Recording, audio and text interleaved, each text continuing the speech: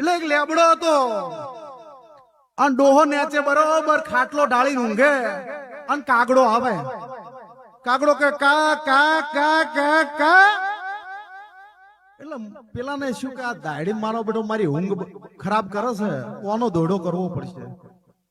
કે બરોબર હવારમાં ધાર્યું કાઢો, હરાઈને ધાર કઢાઈને તૈયાર કરવું છે અને આ લેબડો પાડી દેવો છે. એટલે બેટો ચોળ આઈને બેસી. એટલે બરોબર બપોર થી કાગડો આવ્યો એટલે ડોહો મોઈ ગયો. એટલે કાગડા મને કહો ડોહો ટસકો મેલ છે, લેબડો કાપી નો છે, ઉડી જાય. પણ ડોહો બરોબર ઘરમાં જો અને બંદૂક નો ભડાકો કર્યો, કાગડો પડ્યા ભડપ.